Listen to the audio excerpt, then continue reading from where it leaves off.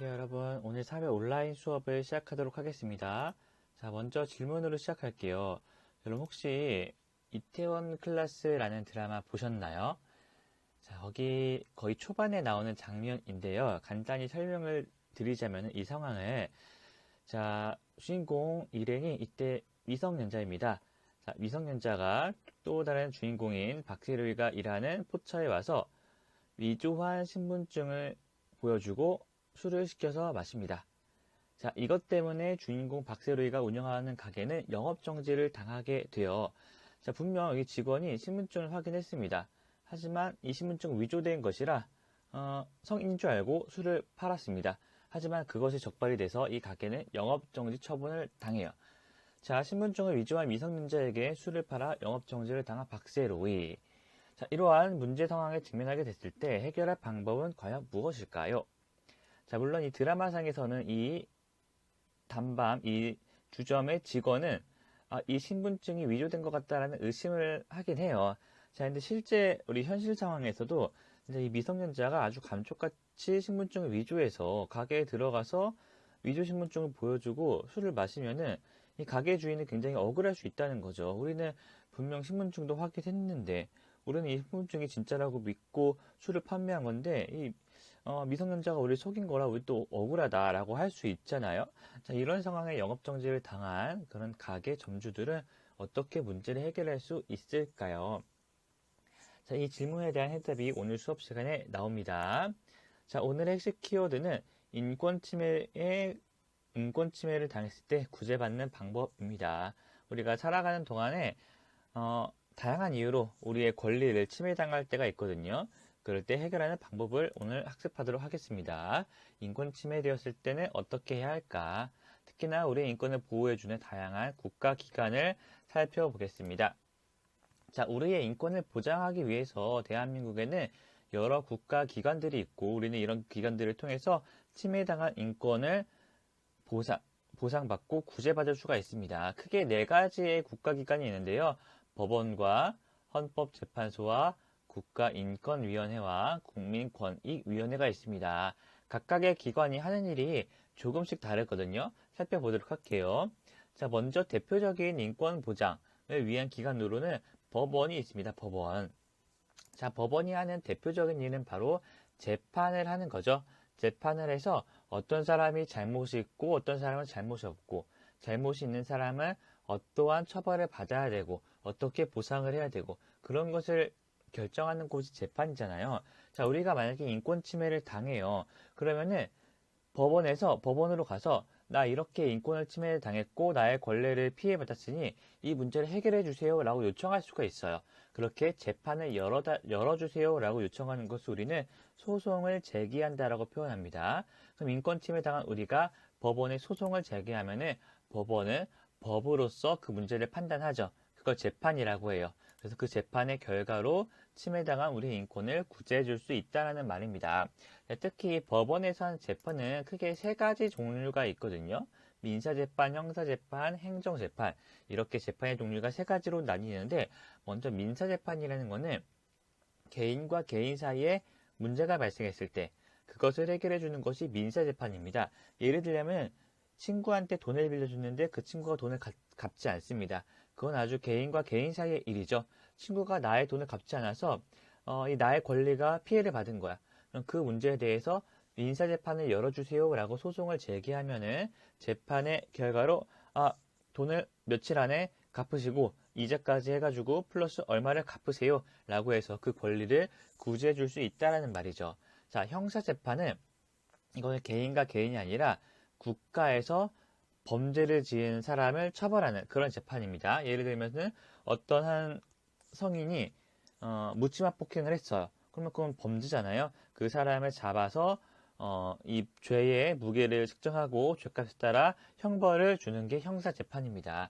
이런 형사재판이 있고 제대로 시행되면은 묻지마 폭행 같은 아무 죄가 없는 사람들의 이 신체의 그런 권리를 훼손하는 그런 일들을 예방할 수 있는 그런 효과가 있겠죠. 자, 세 번째는 행정재판이 있는데요. 이 행정재판은 개인과 행정기관 사이에 어떤 법적인 문제가 발생했을 때 이루어지는 재판이에요. 자, 여기서 우리가 행정기관이라고 하면은 우리 쉽게 동네 주민센터나 시청, 구청 그런 기관을 생각하면 됩니다. 자, 예를 들면은 나는 자동차가 없어. 운전도 할 수 없어.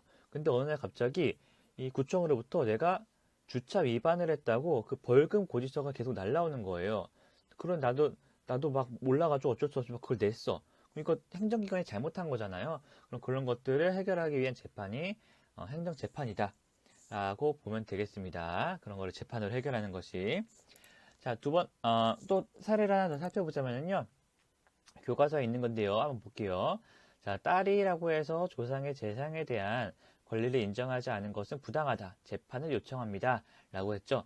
자, 딸이라고 해서 재산을 못 받았나 봐요. 이거는 가족 일이죠. 이거는 개인과 개인 사이에 일어난 일이기 때문에 민사재판을 통해 해결할 수 있습니다. 재판을 요청했다. 소송을 제기했다라고 보면 되죠. 그래서 법원에서 딸에게도 자손으로서 권리가 있습니다. 토지 보상금을 나누어 줘야 합니다. 라고 재판을 통해 이 사람이 그 침해당한 권리를 구제해 주었다라는 사례라고 볼 수 있겠죠.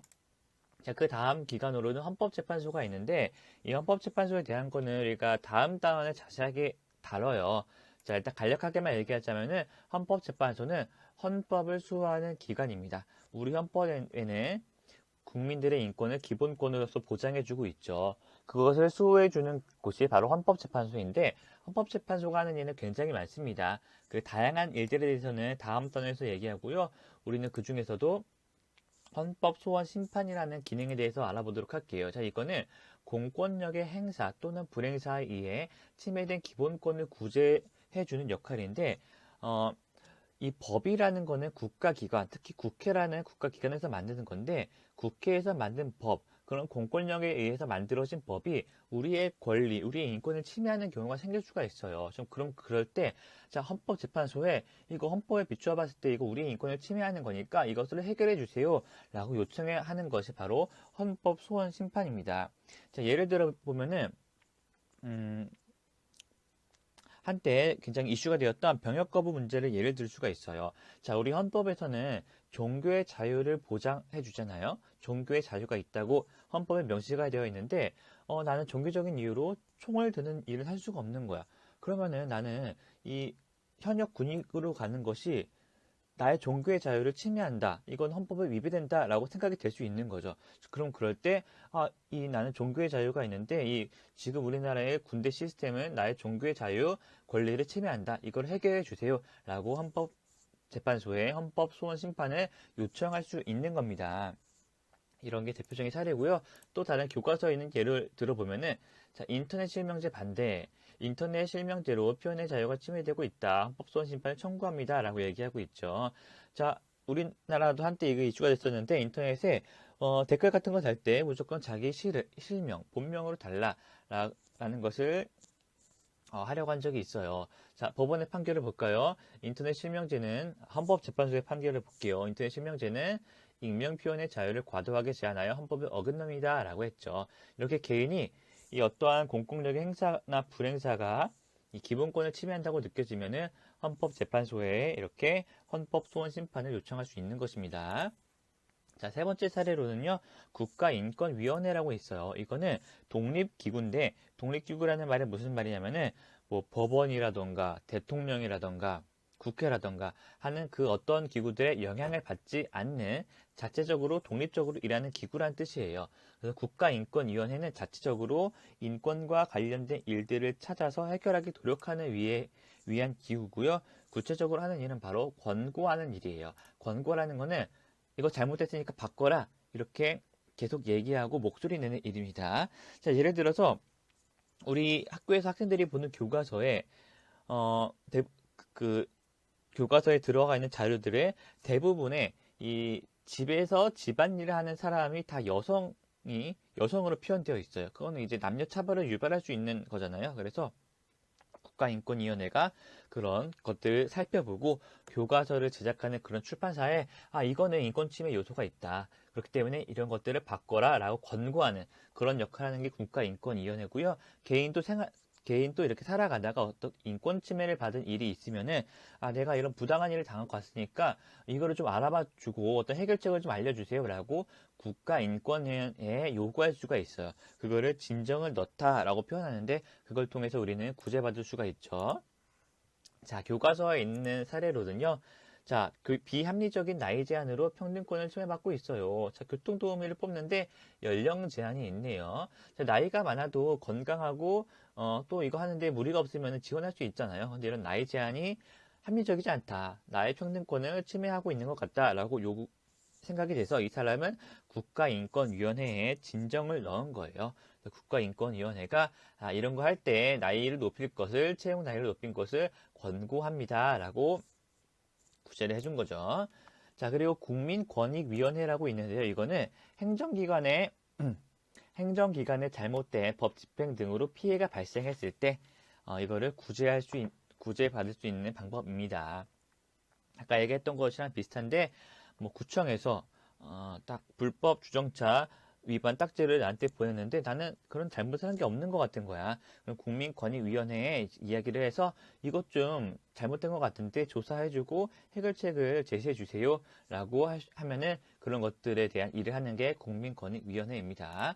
자, 그 밖의 기관들로는요, 언론중재위원회와 한국소비자원이 있는데, 언론중재위원회는 언론 보도로 피해를 입었을 때, 한국소비자원은 우리가 소비자로서 권리가 침해되었을 때 그런 것들을 조사해서 해결책을 제시해주는 기관이 각각의 기관들입니다. 자, 다시 한번 맨 앞에 얘기했던 이태원 클래스 얘기로 돌아볼게요. 자, 이 미성년자가 위조한 신분증을 사용해서 이 가게의 점주가 영업 정지라는 피해를 받았습니다. 자, 이렇게 피해를 받은 박세로이는 먼저 이 영업 정지 처분을 내린 거는 행정기관이잖아요. 그래서 국민권익위원회에 이렇게 행정기관의 잘못된 법 집행으로 내가 뭔가 피해를 봤으니까 이 사안 조사를 제대로 해주고, 물론 내가 술을 판 건 잘못이니까 뭐 영업정지 기간을 좀 줄여주든지 어떻게 이 억울함을 풀어달라 요청할 수도 있죠. 근데 국민권익위원회가 그 요청을 들어주지 않아. 그러면은 법원에다가 행정재판을 요구할 수도 있습니다.